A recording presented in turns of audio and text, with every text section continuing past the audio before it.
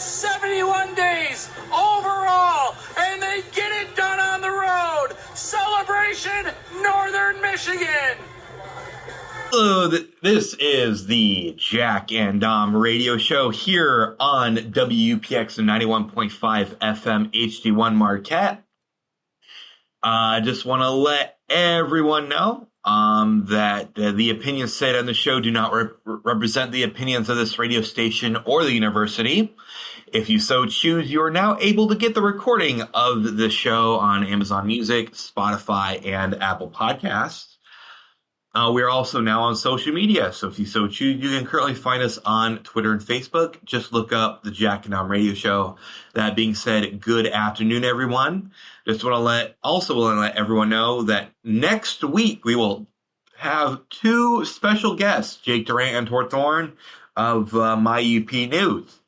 That being said, I wanted to have a special intro to this show, given the occasion that we finally won a football game. Jack. Didn't think it was possible. Anyway. Didn't think it was possible my 4 years here, but the team gets it done. It's been over 2.5 years since they won a game. Most rushing yards in a game for NMU, 538 yards and 71 rushes, which averages out to 7.6 yards per carry, which is good. Had just one passing attempt that fell incomplete.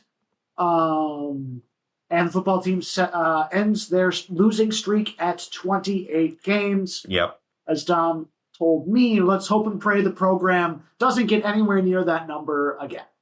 I want to split this into two parts here, because we were talking about this before the show. There's a lot of positive I want to say, and a lot of negative I want to say, because I guess we'll just get into the positive parts, how NMU, did fight hard. This was a game that I believed that NMU would win. Macy Ratings did believe that NMU would probably win this game. Yeah. They had NMU at 61% chance winning going into the game.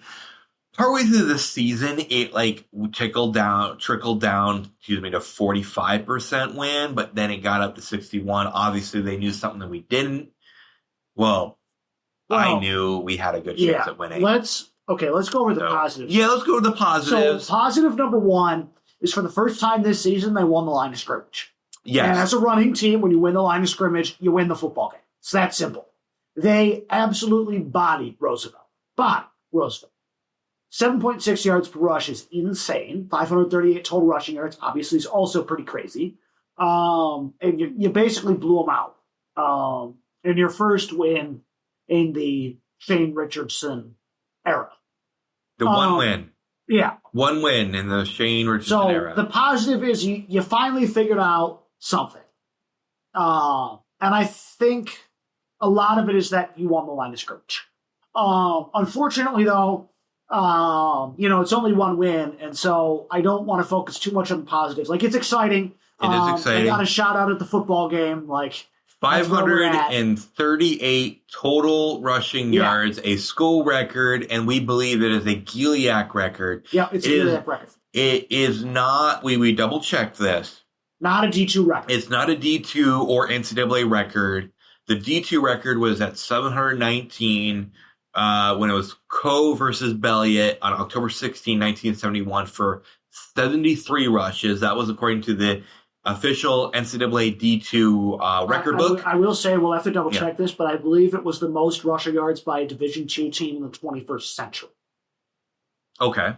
Cannot confirm that, but based on what we know. The recognized NCAA record. Now, this was after the NCAA split football into the D3, right. D2, D1. That was Oklahoma versus Kansas State.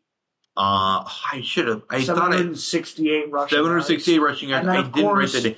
But the all-time record. Famous 222-0, Georgia Tech over Cumberland, 922 total rushes. rush year. But the crazy part is that was on just 26 carries. And Georgia Tech purposely didn't throw the ball. Well, but are you familiar with the history of that game? Yes. So Cumberland's baseball team got a huge upset over Georgia Tech earlier in the week or the weekend prior. The year before. It was the year before. The year before. I thought it was a weekend before. So Georgia Tech said, screw it, we're going to run up on their football team, and did, scoring 222 points in what I would consider the most dominant sporting performance of any group. It was supposedly, it wasn't proven, but supposedly Cumberland had a bunch of semi-pro players on their team, which is something you were not supposed to do. Yeah, Georgia Tech even back then. Georgia Tech dominated that game. And Cumberland, earlier that season, whatever, they decided to not have a football team for whatever reason, but the game was already scheduled. Yeah, so and Georgia Tech was like, "Hey, we're gonna hold on. There is a story behind this." They went to Cumberland like, "Hey, you already scheduled this game with us. If you don't play the game, we're gonna sue you and fines or whatever." And so Cumberland put together a bunch of non-football players that were basically a bunch of frat guys. And literally a few games into the play, their starting quarterback gets injured. You mean the NMU football team? No, Cumberland. No, I know that. Which I believe now exists as a low-end D3 school. That was a joke. The NMU football team. Yeah. So as a revenge, George Heisman, the coach, that Heisman, basically just ran up the score, just did not stop, and they knew, and just to stick it to him, a little, twist that knife a lot more, just ran the ball because they knew you wouldn't stop him. Yeah, and it was also just kept running it. It was at a time too in history where running the ball that much was typical. But getting 922 rushing yards wasn't. Oh, sure, 926 carries. But I'm saying, it wasn't that they ran the ball a lot. It was how well they ran it that was a surprise. Yeah. Even against those players, 222-0, still an absurd score by today's standards.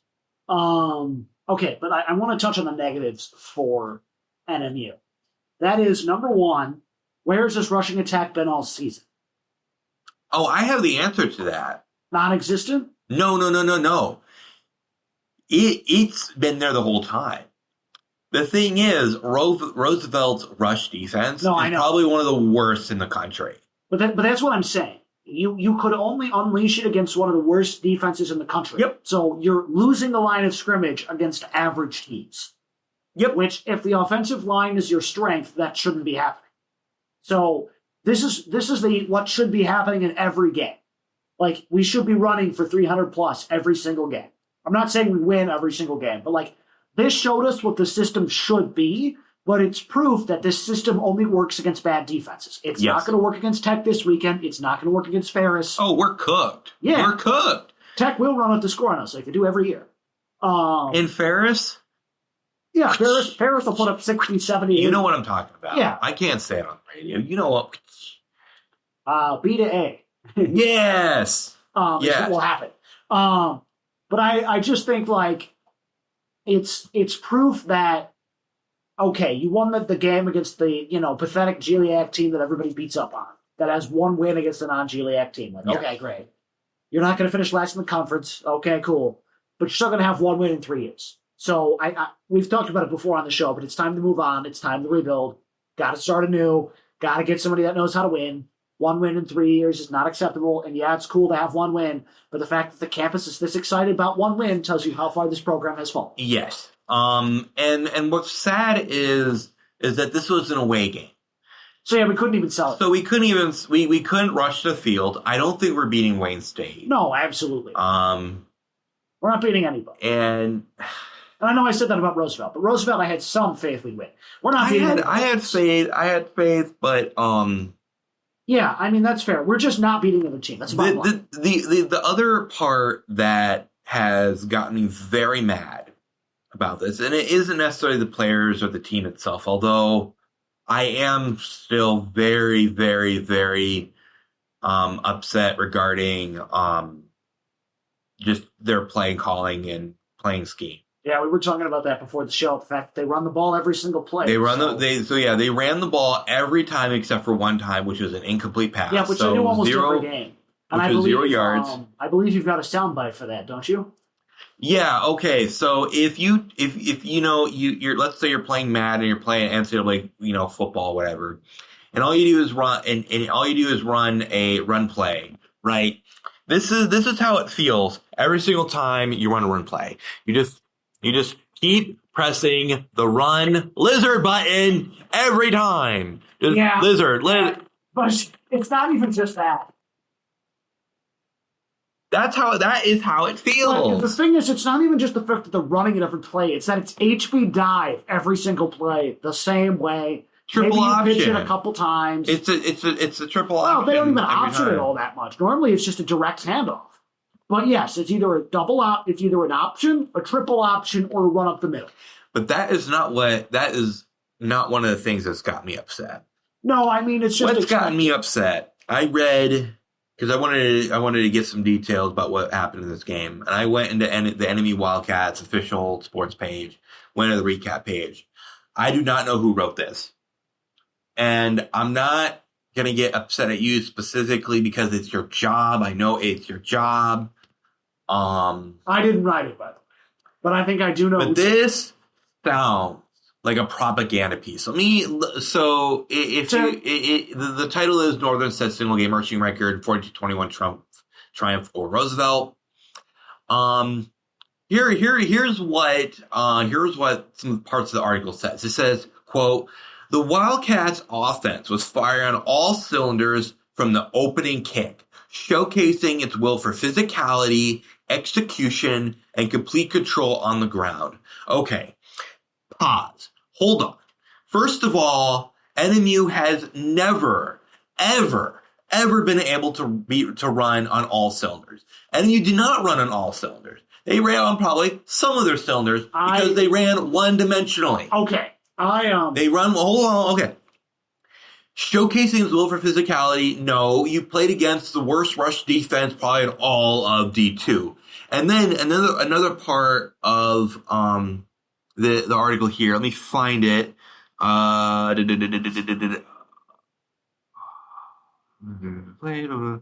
Okay, hold on. I should probably highlight it. I think the point comes across. I think you're fine. Here's my counter argument to Okay, here it is. I'm sorry. Okay. Of NMU's 72 plays, the Wildcats opted to run all but one, a testament to their confidence and complete dominance up front. Yeah. Okay. I want you, whoever wrote this, I want you to go and change the article saying it's a testament to their delusion. It's delusion. Are you kidding me? Confidence? That wasn't confidence. Are you what is this? This is the propaganda piece. So here. let me explain. Help me out. As someone who didn't write this particular article, but does work in a department that writes these articles, or I guess you could say the organization, I don't know what we're actually considered. The way it works is no matter how bad the performance, we are supposed to hype up the team as much as possible. So, for example, I've written, I mostly write previews, so I don't write a lot of recaps. I've maybe written one or two. But, my coworkers, my bosses, have written about performances like when the men's and women's golf team finished last at their invitational. Okay? Sure, one or two of them had an okay day.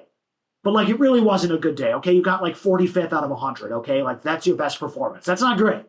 Okay? But the way in which we write it is still supposed to be congratulating the athletes for working hard, highlighting the best performances, even if the best performance was bad, right? Even if we get blown out, it's still our job to highlight, promote, and hype up those teams. So, do I agree with you that the team has been terrible this year and, it seems ridiculous to hype them up? Yes. But at the same time, it is our job to hype up the athletes as much as possible, not to give you, delusions of how good this team is. We're all aware, we all talk. Yeah, I know. we all talk off the record at work about like how frustrated we are with the football team. Like that's not a secret. Even the other coaches. Right. Also, everybody talks about it, right? Yes. But we write these articles because we want to highlight the athletes. Yes, you're right. It's been a bad season. But we still work really hard to highlight the individual athletes that are working really hard. You know, our 2 running backs have had a pretty good season, all things considered. Even with how bad the team's been, they've done quite well. Jack Sertel has been great for the past couple of years for this team. Like, we do our best to take what we all know is a bad situation and try and make it sound better than it is. Because just writing about, well, they lost again and everybody sucked and it's all bad and fire Shane already. Like, 1, we can't really say fire Shane. But 2... No, we can on this show. No, we can on this show. But like when we're writing about that, we can't say that. I know. And we want to kind of write a more like happy article highlighting the athletes' performances rather than being more realistic about the 70-0 loss. Like, yes, when you talk about the 70-0 loss a couple of years ago, I forget if it was GV or Ferris that put up 70 on us. Might have been both. I think it was both, actually. It was pretty close. You know, that's about as bad as it can get. But again, we still want to highlight players that got a lot of tackles. Maybe somebody forced a turnover. Maybe somebody got a large amount of rushing yards. Like, that's our emphasis. So, yes, I agree that, like, NMU has not exerted its will all season. But I do kind of agree that in that game, they really were firing in all cylinders. Like, that has been the best they are. Everything went right in that game. And yes, I understand from an outside point of view why writing it in that way is weird. But you have to remember that we are employed by the university, and thus we're not really going to go out and criticize you. Because you're not. I will, I'll give you some ground on the fire on all cylinders. I get it. And again, but I'm not going to. But you know what I'm going to say? I'm going to say, yes, the engine is running on all cylinders, but the transmission is still broken. Sure, that's fine. The transmission is still broken. Well, I think the clutch is broken. I think we're in the wrong. We can't pass the ball. Right. We can't do that. Well, the clutch that's like half the clutch the game. is stuck in reverse is what's happening. And we're not able to shift gears. But again, the transmission is broken. No, I know. Whatever analogy you want to use about the car, that's where we're at. Yes, that was a good game. Also, yes, that game is not going to be repeatable against teams that actually have a run defense. This will never happen again. This is Ferris State, Wayne State. This is the exception. It's an anomaly. This is the exception that proves the rule. Yes, the but rule it's an anomaly. the rule being that this team is one-dimensional. It is. And that this offense is horrible. Not even a good one-dimensional team. It's a terrible one-dimensional team. This is Army football. And this is, Army, but the Army, they pass the ball. They do all kinds of different little They mostly run it, but the point is know? Army football is actually good at being one-dimensional until they can get away with being one-dimensional. But yeah, I wouldn't necessarily say that I don't like how that article is written. I would just say it's difficult for us in the position that we're in working for the university. Like, we can't, like, and I do the same thing for student government, other organizations that I'm in that have a presence on this campus. But it's good thing I'm not part of these because I have no ties. Right, it's separating our personal opinions from what we say when we're at work writing professionally. Yeah. Like for example, I have written several previews for golf and cross country. Cross country is very nice because cross country teams had one of the best seasons they've ever had. So I can write all about, how these specific runners are doing really well, all that good stuff. Golf, on the other hand, had a rough season. So I'm not going to go out there and be like, golf had another bad performance today. Like, even though they did, and even though I think they did poorly, and even though I expect better from them, I, as a professional who's writing as a professional that works for the university and gets paid by the university, I have to say another great performance. Was it another great performance? Sometimes it's not. But you know what? I think maybe it's harder with the football team because it's been 3 straight years of bad. But I think for other sports and the stuff that I write about, like golf and cross country, it's focusing on the fact that the athletes put their best foot forward, they did the best they could, and came up short. It's harder with football when it's year in and year out and there's no improvement. I understand it's different. I understand we're all frustrated. But again, it's that difference between who are we as individuals and who are we as university employees. So I just wanted to put that out there. I don't know who wrote that article. I have my suspicions. I doubt they're listening to the show, but in the unlikely event they are, where this comes up in conversation, like, we may disagree on how that article was written, but like I understand where they're coming from and why. Confidence and complete dominance Right. up front. Again, it's our job to hype up the team. Whether or not it's accurate, you could disagree with. It's probably not accurate. That's okay. It triggered me. Right. I don't get triggered often. Right, but off the record, like triggered. Since I'm not currently doing anything like for the university for athletics, like I can't say that. Well, I can't put in writing. I volunteer for the basketball program. Right, that's different. But you know, like I have. You're a volunteer though. Yes, but like and also being on the actual. I've criticized a little bit on Coach Matt, a little bit on some things. You're a volunteer and you're not employed by the university. If you were employed by the team is part of the university, but it's different than being employed directly by the university. Yeah. So, because there's a paycheck involved and a contract. Right, but I have a paycheck too. It's just different. Okay, moving on. NMU hockey drops both home games this weekend. 2-1 in overtime in game 1, and then thought there was hope. 5-2 in game 2. It should have been 5-3. Should have actually been 4-3, which we'll talk about. And when you get to 4-3, that then changes the dynamic because you have stuff like empty net attempts and things. So, let's talk about game 1 first. Game 1, it was the true freshman in net for the Wildcats, which I was surprised by. And I was a little worried about, I will admit, despite his great series against Ohio State, I was nervous for the true freshman to be starting in that game. But he did, and he actually did quite well. I was deeply, deeply impressed by the goal performance in those games. I think it's even better than what we saw against UMass. You know, it was nice to see for sure. That was a really good game overall, I think, by the Wildcats until the end when they kind of the 3v3 performance I think was unacceptable. But the regular time I think went well. And I was deeply impressed by that, especially with Oliver Aying Ashton turning aside 43 of the 45 shots he faced for a .956 save percentage. Merrick Bolduc with the lone goal, Jacob Altrichter with the lone assist for the Cats. Mm-hmm. The problem in this game was the Wildcats were outshot 45-17. Ooh. And especially... it was closer. No, not on game 1. Or was it shots on target? This is Friday night. Okay. Saturday night was a different story. Okay. I was, by the way, there on Saturday night. Just I worked both games.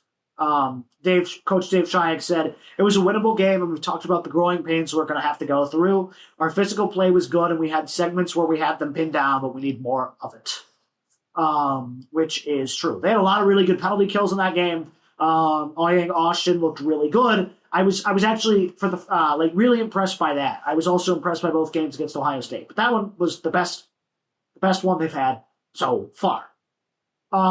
Then Saturday night, the 5-2 loss in what I would sum up as extremely controversial. And I think a lot of the people that were there would agree.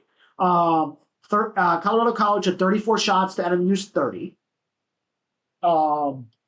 Matthew Ward and Tobias Pitka with the goals. Altrichter, Kyle Bettens, and Matthew Ward with the assists.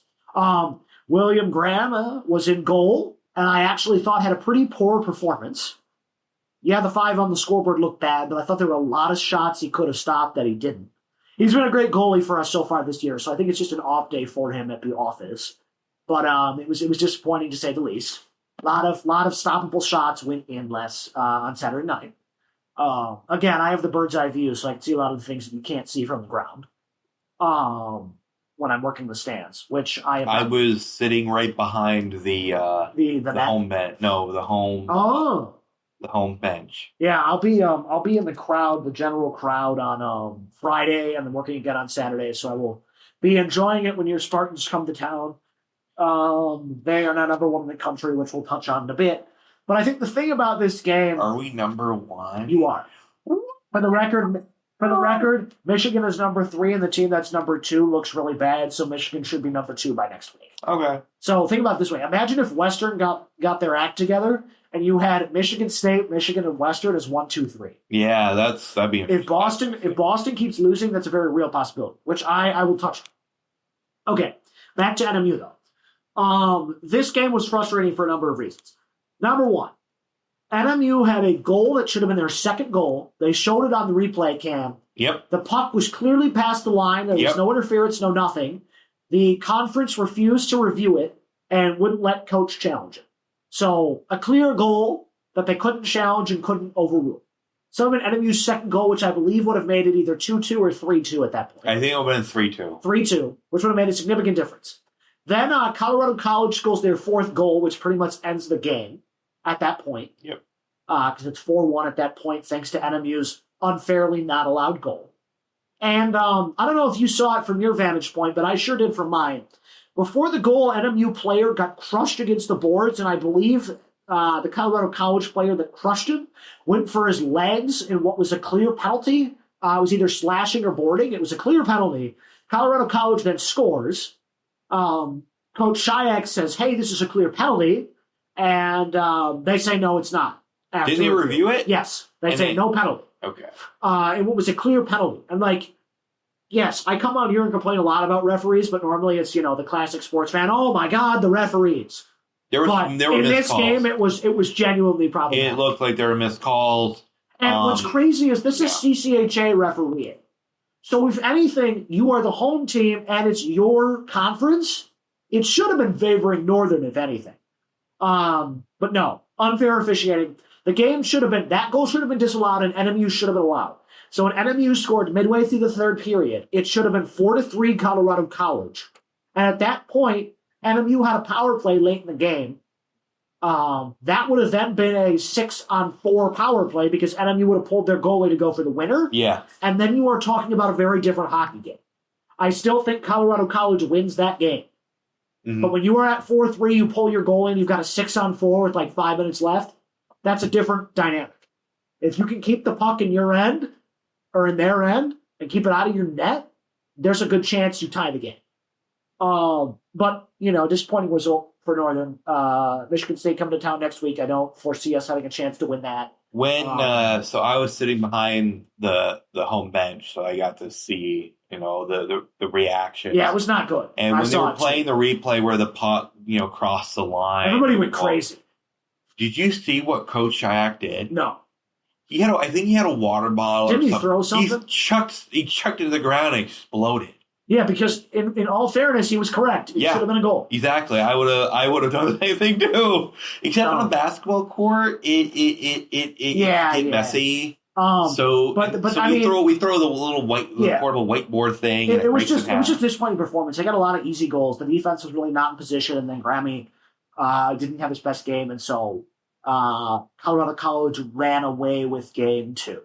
Okay, a quick overview of the rest of around NMU sports. Before we do that, because it is the bottom of the hour for those who are just joining us, this is the Jack and Dom radio show here on WPX 91.5 FM, HD1 Marquette. All right, go ahead. So women's soccer drops 2 games, 4-0 at SV and 1-0 at Davenport. Men's soccer drops 3-1 at Davenport. Sorry, I had to do that. 3-0 at SVSU. Continue. Why? Because we keep losing games? For giggles. Anyway, go ahead. Volleyball drops 3-0 to Findlay and Quincy, but wins 3-0 over Ashland.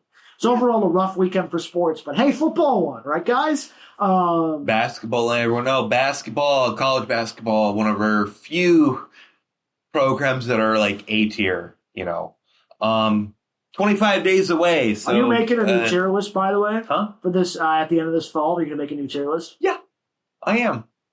It will be, obviously, halfway through the season.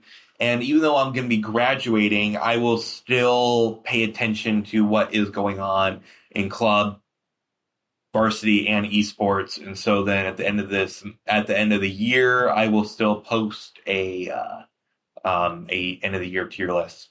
And I suspect football will, for the 3rd time in a row, be F tier. Okay. Let's take a look. Even though you won a game, like that's like still F tier territory. All right. We're going to take a look at this week's college hockey poll. which I'm going to go with the USCHO, which I believe is the official poll, but I'm not 100% sure on that. John might want to check me as I'm talking. See if the USCHO is the official poll. But I'll go off the USCHO poll for now. So my joke was kind of funny because with the brand new poll that came out, I believe it was this morning. Guess what happened, Dom? Guess what's special about the top 3 teams in the poll from this morning? They're all from Michigan. Correct. The Spartans are 1. Yeah. Sparty. The Western Michigan Broncos are 2. And my Wolverines are 3. Boo. Now, something to keep in mind. Number 1. Michigan State just beat the former number 1 team. So they can stake a pretty good claim to number 1. Woo. Western lost to Ferris. So I question them being ranked number 2. The Wolverines just blew out their previous opponent, RMI, but they also beat a top 10 team in Providence at the time. They're now 15th after their losses to Michigan. They were top 10 at the time.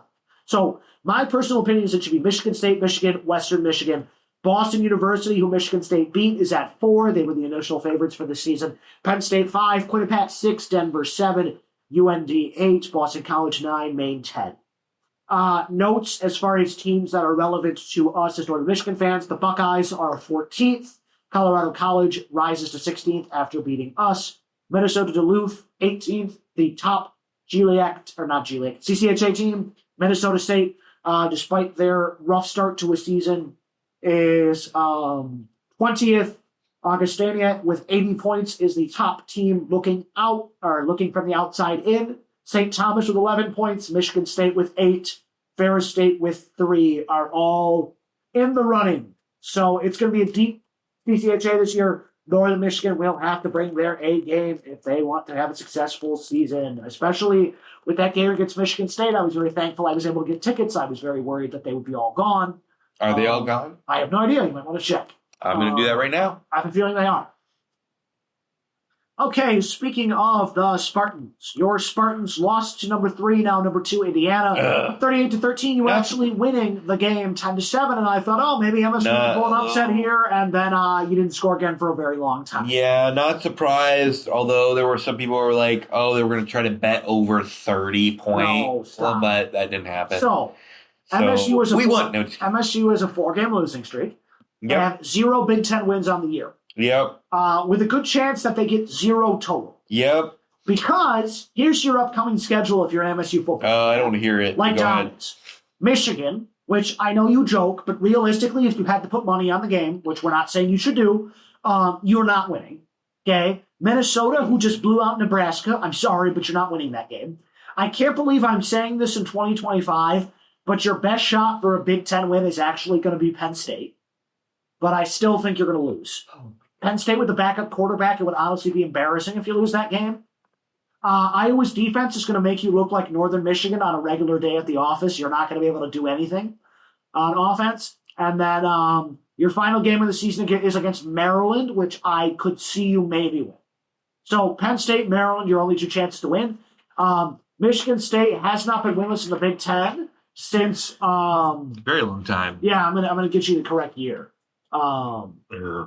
But it's been a very long time, and it's becoming a very realistic possibility. Last time MSU was winless in the Big Ten was 1958. Ironically, your only non-loss was a tie against Michigan. So you tied that year. So my question is going to be, when was the last time you had no wins and no ties in the Big Ten? I'm going to look. It was probably. I don't think that ever happened because we didn't even join the Big Ten in 1958. I'm going to look this. You were definitely. No. I think it was in the 60s. 64. I think it was when we joined the Big Ten. Let's look. Okay, so State. If we go season by season, State actually joined the Big Ten in. I'm looking. 1953 was your first season in the Big Ten, which, by the way, I believe you won the national championship that year. Is that correct? Which year? You're the Michigan State fan. 1953, you won the Rose Bowl that year. The 50s, by the way, were Michigan State's most dominant season. And the 60s, too. Not really. Well, you had a few good years. You lost the Rose Bowl in 65, and you... Okay, the weird thing about national titles during that period is multiple teams claimed that. Yes. But the last time you were winless in the Big Ten, 56. 56, we won. We were, you claimed a title in 56. You were 7-2. I think so. Where are we? Huh. It has to be 55. Because in 56, we were ranked number 1. No, that's 55. I am looking at Wikipedia, though. Could be wrong. That says the 55 season. You won the Rose Bowl. So I think you claimed 52, 55. Oh, never mind. Okay, we're ranked number 9. Sorry. I'm trying to look at the key here to determine which one of these is play. Okay, national title game. Yep, 55 we were, yeah. Yeah, you made national title game in 65, which you lost. 66, which I think you won. I think that was your last title. 57, which you lost. 55, which you won. 51. I know. Well, it was a long time ago. Okay, but the last time you were winless in the Big Ten, and the only time you were winless in the Big Ten, was 1958, where you went 0-5-1. Yeah. So if you were to get no wins on the season, it would be your first time to never get a tie in Big Ten play. For the record, Michigan State has not had a season with 2 or less wins since 1917, when you went 0-9. So this is uncharted territory for the Spartans. The last time you had 2 or less conference wins, which I think is the best case scenario for you at the current I know. Okay, come on. Position is 2016, when Mark D'Antonio went 3-9, 1-8. However, good news for State fans. The year after that, you went 10-3, 7-2, and the year before that was the year you lost in the Cotton Bowl, which was the year you made the college football playoff semi. Yeah, I remember that. Finals. You know what's funny about that middle year? We beat a ranked Notre Dame team that eventually went unranked. So yeah, it was odd. The other time you had 2 or less wins in the conference was the Mel Tucker days. Tuck. Where is he? Tuck missing. Tuck's still missing. Smith, I think it's safe to say that State fans want his head, and we'll see what happens. As a Michigan fan, I still want Jerome Moore's head. But they look good this weekend against Washington. 3 interceptions against one of the best quarterbacks in the country. They dominate, winning 24-7 against a very good team that most Ohio State and Michigan State fans said should be ranked. We're back up to number 25 in the polls with a very favorable schedule coming up. I think it's safe to say, as a Michigan fan, that we are going to beat the Spartans. I know Dom's biased and has dreams that we will lose. But realistically, on paper, it's going to be... I'm with a snap and the ball is free. Yeah, that's all you guys can talk about, because that's the only joy you've had in the last 10 years. That was that. By the way, just so you know, the 10th anniversary of that event was just congratulations, you beat us one time. Anyway. Stop it. The only other relevant season you've had is 2021. So kudos to you, I guess. You had 2 relevant seasons in the last 10 years. Okay, as I was saying, we're beating State.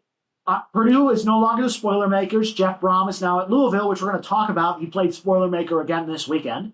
Northwestern is a gimme. Maryland's a tough opponent, but I don't see Michigan losing that. So realistically, Michigan is 9-2 going to the game with Ohio State, which means a win gets us into the college football playoff. Are we going to win? Hell no, we're not. Absolutely we won't.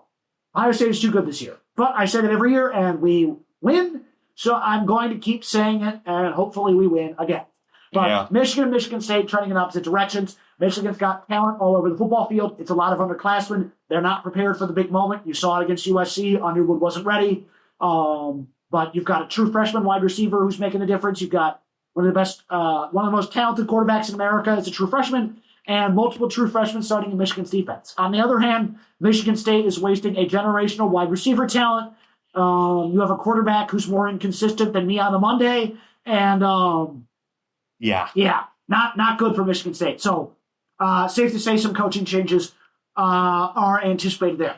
You know a name that is being thrown around for potential name. Yeah, Urban Meyer. No. James Franklin? James Franklin. You know what? I'd love for you to have James Franklin. Hey, at least we could win 10 games every year. And no, but listen, you having James Franklin will be my favorite thing, because it guarantees you lose every rivalry game and every meaningful game. So sure, you can have James Franklin and we'll beat you every single year. Okay, let's talk about scores. Urban Meyer. Stop. Yeah.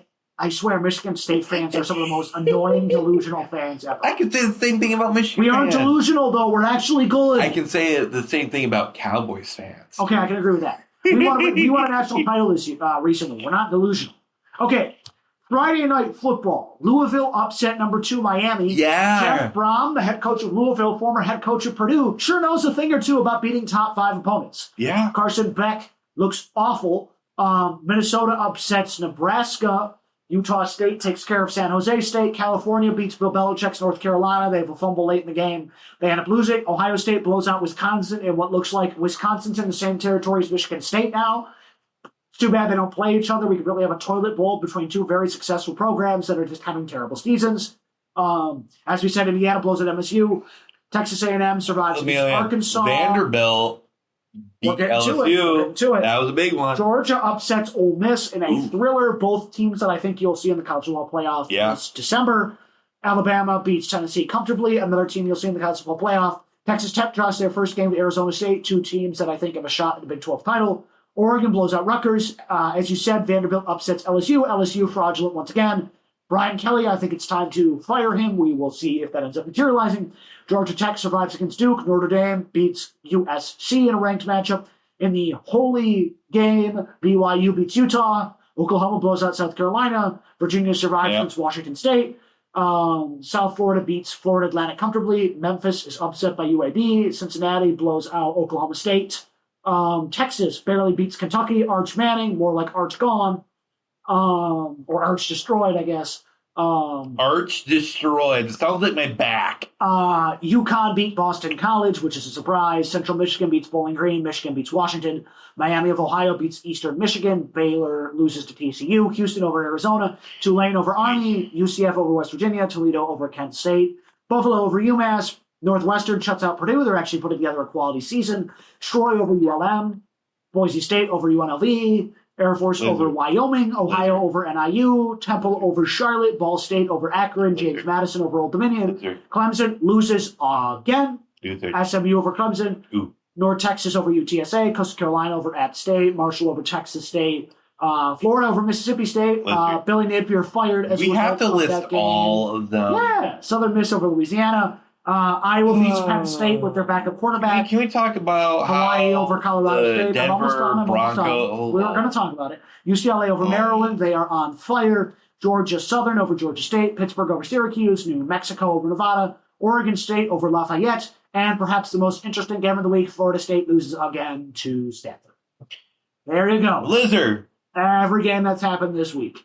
6-7. Okay, let's talk about I heard it's a meme nowadays. the Detroit Red Wings. Okay. Who I thought would have another pathetic season. We won 5 games in a row, right? We are 5-1. Yeah. I can't believe it. It's a miracle. I'd say the F word on there. I feel. I can't believe it. You know what I want to say that I can't say. Well, anyway. At least we can describe it. Yeah, you get what I'm going for. Yes. They get blown up by the Canadiens in the first game, but then beat the Maple Leafs in 2 games, beat the defending champions, beat the Lightning in overtime, and beat the Oilers. Of course, the Oilers being runner-ups several times in the past few years. So they beat good teams, and they played well, and it's exciting. Cam Talbot, grandpa, over in goal. It has been great. Dylan Larkin is on fire. Finney, one of our new players, has been excellent.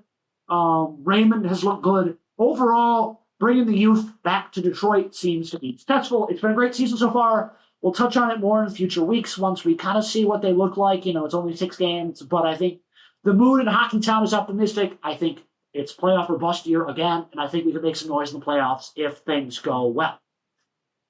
Okay. Let's do a go round in the NFL. We can close with that. Again, it's kind of it's a good sports week, but it's not a super dense one. So let's talk about what's happened this week in the NFL.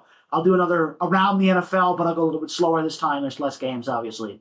Okay, on Thursday night we had a game for the ages. Joe Flacco, Mr. Gramps, said, "I'm not done yet," throwing for 342 yards and 3 touchdowns against Grandpa 2.0, Aaron Rodgers. Yeah.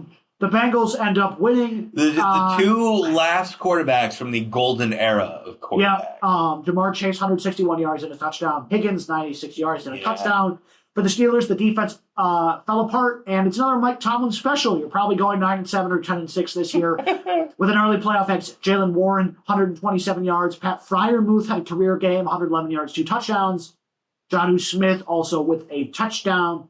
For the Steelers, Bengals end up winning. They move to 3-4 on the year. The Joe Flacco experiment might actually be working. He's looked good there so far. That's what happens when you get to leave the Browns, right? Yeah. Yeah, it is. So that was an Shedeur exciting one Sanders on should be Thursday starting. that I unfortunately didn't get to tune into, but it was a very good game. Okay, not a good game where the Rams obliterating the Jaguars on Sunday morning, 35-7. Ooh. It was ugly. Stafford, 5 touchdowns through the air. Lawrence, 296 and a touchdown, but only completed 50%, less than 50% of his passes. Jaguars are good, but not great, as they're sitting at 4-3. Yeah. Rams now at 5-2. They will be battling with the Seahawks to clinch the division. More on the Seahawks in a little bit. Mm-hmm.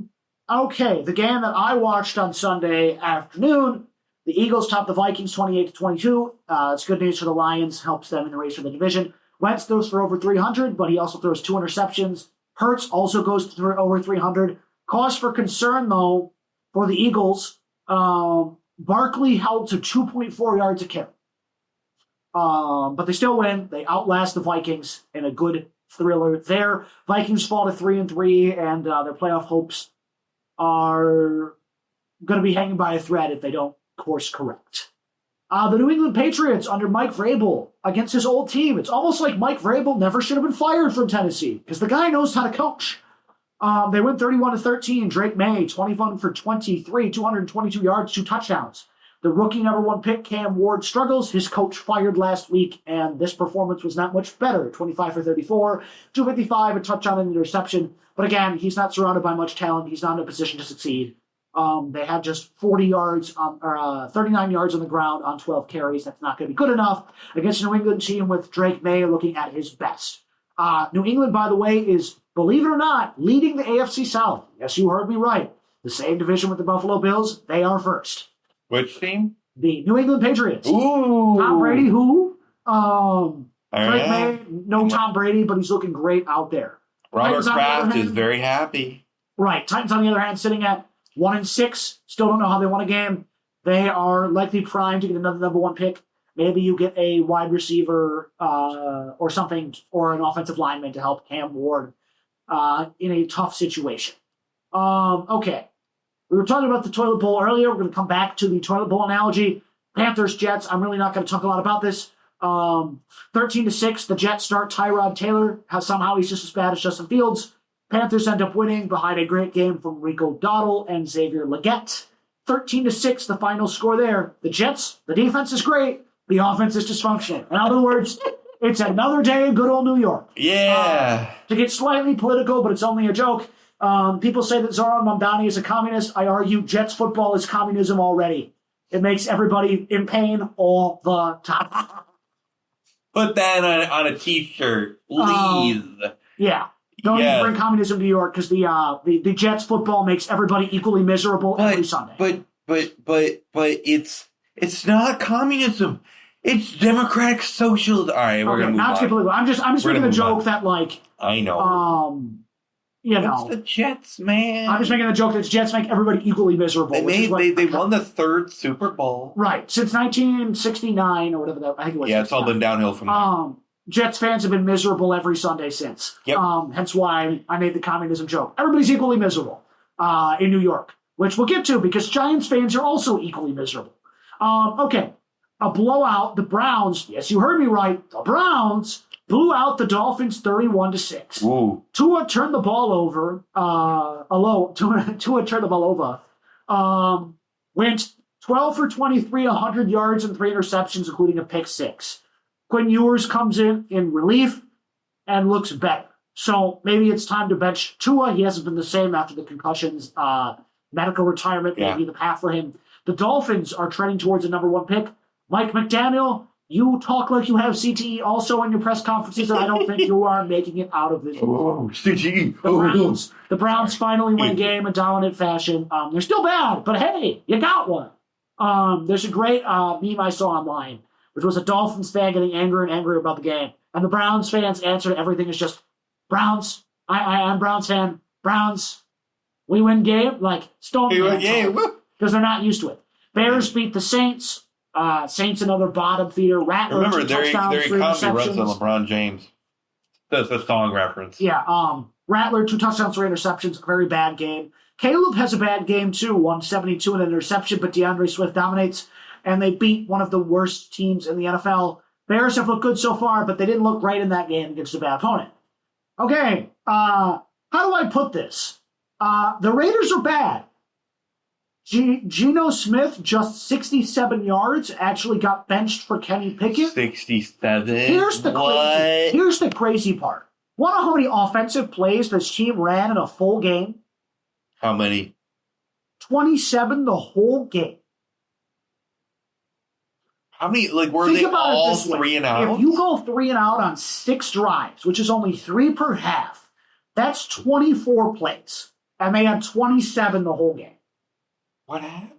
How many turnovers were there? None that I know of. There might have been a fumble, but no interceptions. So I guess they had the ball. They quickly made their plays, failed every single time. They lost 31-0. And then when the other team got the ball, they just took their time getting down the field. Mahomes took his foot off the gas, but he could have thrown for 5 touchdowns. Yeah, they took their time with the ball. Yeah, I mean, the Chiefs went slow and steady. They went 31-0. The Pete Carroll experiment not going to play. Another veteran coach, he's had a more successful season but lost this one. Harbaugh's Chargers, who are currently the 6th seed in the NFC, lose to the Colts, who, I don't know about you, but I've been shocked by how good they've been. The Colts are 6-1. Yeah. Daniel Jones looks like Jesus Christ throwing a football on that field. Jonathan Taylor is back to being the best running back in football. It's like having good management actually help. Well, yeah, crazy stuff there. I think he should be comeback player of the year easily, and I'd argue he's a contender for MVP. Yeah. Daniel Jones? Yeah. What? Oh, yeah. I think I know that guy was washed. He was washed on the Giants, but I think he's a true contender for MVP now that he's on the Colts. Yeah. Chargers, Herbert throws for 420 yards, and it's still not enough. So disappointing performance if you are a Chargers fan. Okay. We're running out of time here, so I'm going to skip to some of the more interesting games. If only Jake Witt stayed on the team. Okay. Giants and the Broncos. Giants were winning big and gave up. They were up 19-0 after 3 quarters. Yeah. And gave up 33 points in the 4th quarter. The Broncos win. I know Giants fans are blaming the kicker for the missed game-winning kick. Who was the quarterback for the Broncos? Bo Nix had a horrific first half, a historic 4th quarter. A lot of the memes I'm seeing is that Bo Nix went into Psycho Tom mode. No, Bo Nix turned into Peyton Manning. You know who Psycho Tom is? No.